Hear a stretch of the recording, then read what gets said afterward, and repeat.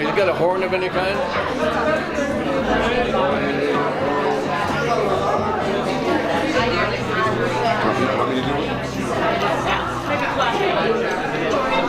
Can you shout very loudly, Stephen? Okay. Attention, everybody. Kenneth is going to do his Margaret Atwood reading. All rise. Thank you, Mr. Moffat. Mayor Moffat. Okay. There's a little story by Margaret Atwood called The Santa Claus Trap. And it starts with, once upon a time, there was a man named Mr. Greate, G-R-A-T-E, this is important to remember this, whom the thought of Christmas filled with an indescribable and fungoid hate. He hated Christmas trees and presents and carols and turkeys and plum puddings, and he thought Santa Claus and his reindeer were not only dumb, but ought to be banned, not allowed into the country. And dogs that barked and children who laughed too much made him furious. And he wished they would all found to fall down holes or drown in bogs. Mr. Greate, although he was quite rich, lived in one miserable little room, which he never cleaned with a vacuum cleaner or swept with a broom. So that, it was all covered with dust and dirt and spider webs and old pieces of cheese. And so was Mr. Greate. And if you ever came near him, you would begin to cough and sneeze. But nobody ever did, because he never went outside, but stayed in and counted his money and wrote nasty letters to the editor, and sometimes drank a bottle of gin all by himself, or a glass of lemonade without any sugar, because he liked it sour. And he peered out the window and hated everybody by the hour. He had round eyes like an owl's, and his face was all squizzled up and covered with frowns and scowls. One day, in December, Mr. Greate thought up a horrible plot. Everyone, he said to himself, he talked out loud a lot, has a lot of nice things, much nicer than anything I've got. And every Christmas they give each other presents. Nobody ever gives me none. Not only that, but I never have any fun. Santa Claus comes and fills their stockings with pantyhose and socklets and oranges and licorice sticks and bubble gum and chocolates. But what if Santa Claus were to suddenly disappear? And all that ever gets found is his empty sled and reindeer. What if I could kidnap Santa Claus and keep him in a sack and say I would never give him back unless the children sent me all their candy and jelly beans and maybe a teddy bear?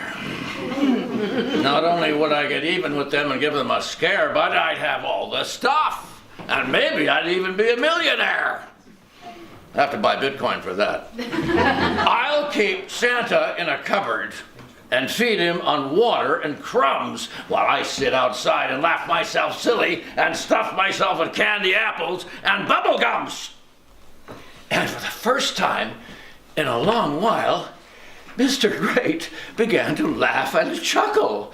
But it wasn't a nice laugh, no. And he turned all red and purple and rolled around on the floor and had to loosen his belt buckle. After that, he got up again and set to work. The thing is, he said to himself, Santa Claus is obviously a jerk. All he ever does is give things to people. It's really shocking. You can't seem to resist an unfilled stocking. Therefore, all I have to do is get a lot of stockings, hang them all over the room as a kind of bait, build a trap in a fireplace which will catch him when he comes down the chimney, and then I'll just sit and wait. So, first, Mr. Greate went to a sale, and he bought a whole armful of stockings. and socks, and mucklucks, and several rubber boots, and pushing old ladies out of the way, and scowling and frowning at the men who were ringing bells dressed up like Santa Claus. And then he went to a junkyard and he bought all kinds of junk. Some pieces of old cars, a rigger washing machine, several rolls of barbed wire, some string and rubber bands, a wrench, a lever, a gear, and a box full of old tin cans, which unfortunately also contained a dead skunk. But that's life, said Mr. Greate to himself, and he carted all these things home in a U-Haul that he'd rented. And when he got them back to his room, he started to build the most complicated trap that has ever been invented. The trap was foolproof, full of pulleys and levers, and anyone who came down the chimney and stepped into it would be grabbed by mechanical hands and rollered on rollers and tangled in wires and zoomed right into a sack in Mr. Greate's closet. And it looked as if Santa Claus was doomed. Except next door to Mr. Greate lived some twins, a girl named Charlotte and a boy named William. Charlotte's favorite flower was the rose, and William's was the trillium. And the twillium, hold on. And they were both very curious, and they were always looking in people's windows and backyards and bureau drawers or over their shoulders. Charlotte was somewhat self-contained, but William was bolder. And one day, when Mr. Greate was building his trap and talking out loud to himself about his plan to hold Santa Claus to ransom, Charlotte just happened to be standing on William's shoulders and looking through his transom. She overheard the whole plan, and she was so dismayed she almost fell off. And then she almost gave them away because even Mr. Greate's transom was so dusty it made her cough. But luckily, Mr. Greate was hammering something at the time and didn't hear. Charlotte climbed down and whispered in William's ear, "William, I've just heard the most terrible thing, and Christmas is going to be ruined this year." These words of Charlotte's filled William's heart with fear. Oh, the twins hurried back to their own house and sat down at the kitchen table. And while they were eating some peanut butter sandwiches to keep up their strength, Charlotte repeated what she'd heard as well as she could. "But that's terrible," said William. "If Santa Claus is caught in the trap and tied up with a large knot, no children in the entire world will get anything in their stockings, you see. And I hardly need to point out that includes you and me. I feel this could turn into a major catastrophe." "Don't be so obvious," Charlotte said. "The main thing is, how can we stop him?" "Well," said William, "I could go over there with my baseball bat and bop him on the head." "You aren't big enough," Charlotte said. She was practical. "We have to think of a plan that is both feasible and tactical. By which I mean something we can do ourselves that will actually work." But the possibility of no Santa Claus filled them with depression, gloom, and murk. And they found it hard to even think about it. It made them so sad. "Oh, some people are naughty," said Charlotte, "but Mr. Greate is bad." For days they did nothing but sigh and mutter and eat sandwiches made of peanut butter. Once they went to spy on Mr. Greate, but the trap was even bigger. And Mr. Greate was rubbing his hands and looking at it with a nasty snigger. Whoa! The sight of the enormous trap made Charlotte and William feel helpless and small, and they seemed unable to think of anything to do at all. But they knew they couldn't tell the police or any grown-ups because no one would believe them anyway. And it was too late to write to Santa Claus to warn him because Christmas was due now any day. "Is this the end?" said William, feeling doleful. "Do not give up," said Charlotte. looking soulful. At last, they had a brilliant idea. And being twins, they had it both at once, because twins often do. I know, they cried together. We'll make a false Santa Claus. We'll make it out of red potato sacks and fill it with rocks and let it down Mr. Greate's chimney on a rope, and it will snarl up the trap and possibly break it because of the rocks. The idea filled them with hope. Come on, said William, let's get going. We have no time to waste. So, pausing only to eat one more small sandwich each and to put on their winter coats and their mittens, boots, and hats, they rushed out the door in considerable haste. Where are they going? Their mother called after them as they ran down the street. We're going to save Santa Claus, they called back. And not realizing the seriousness of the situation, she said, isn't that sweet? It was Christmas Eve, and Mr. Greate had hung up his stocking, or should I say, his stockings, because he had about 100 of them dangling all over his room in every color you can think of. Red, green, yellow, purple, blue, and gray. And the effect would have been rather joyous and gay if it hadn't been for the sinister machine lurking near the fireplace in the corner.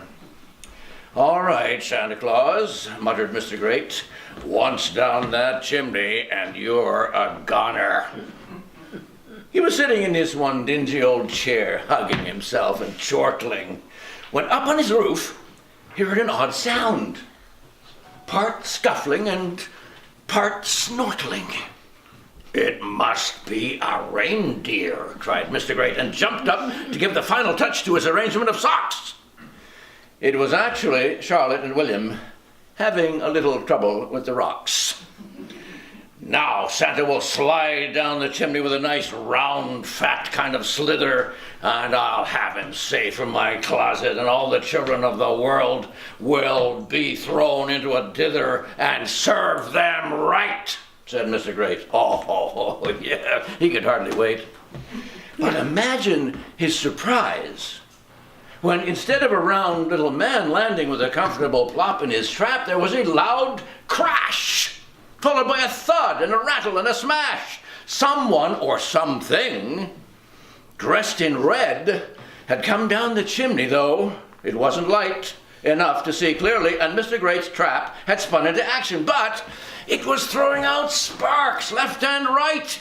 Its mechanical arms were getting all snarled up in the barbed wire, and its washing machine wringer was out of control, spinning higher and higher, and something seemed to be wrong with the sack that Santa was supposed to fall into. It had caught on fire.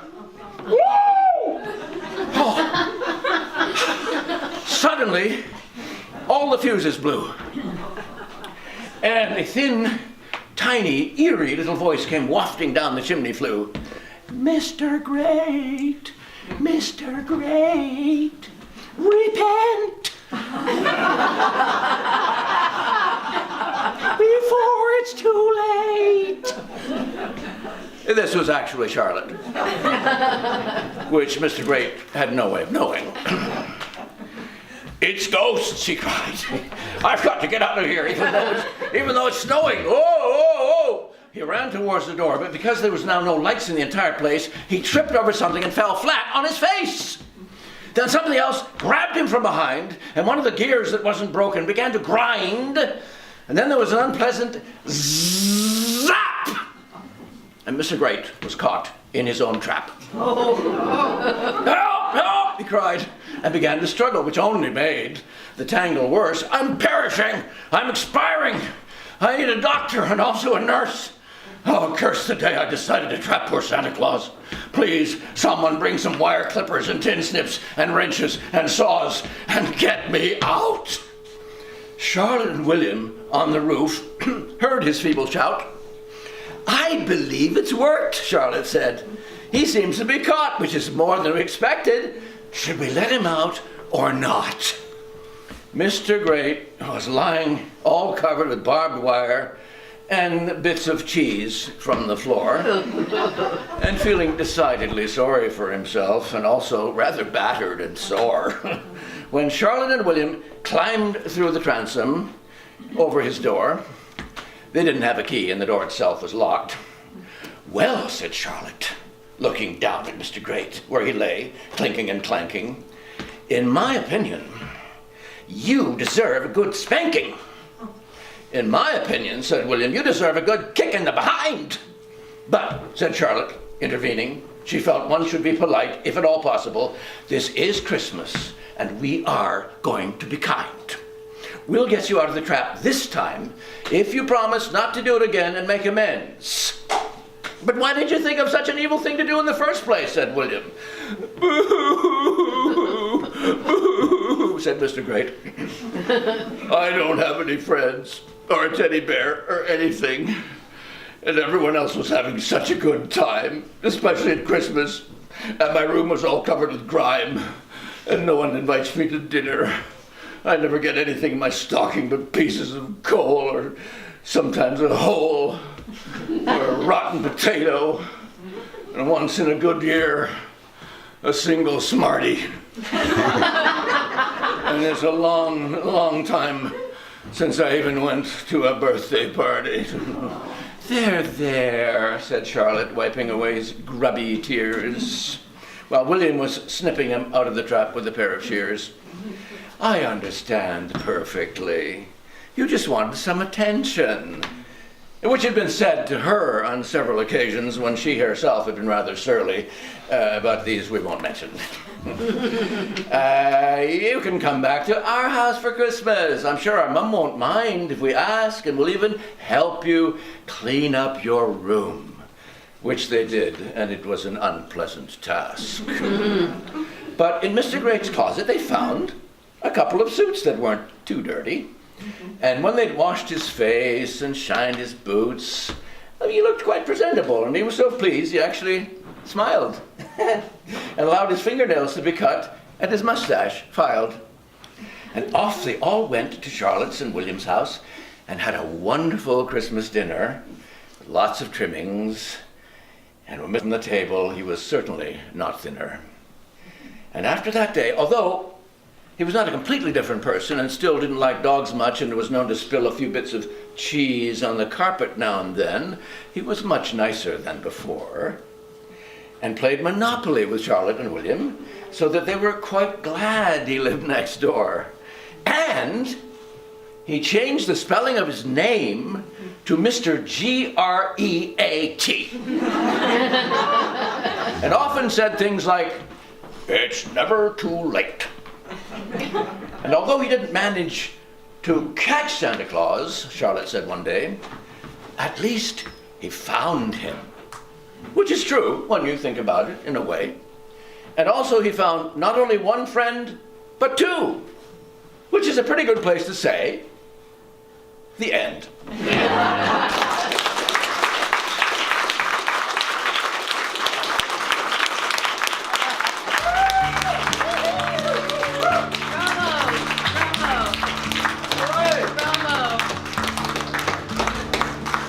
If anybody who isn't an artist, start buying things. That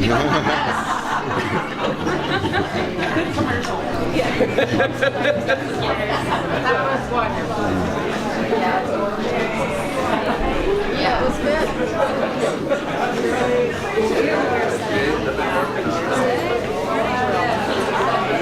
Yeah. Well, they got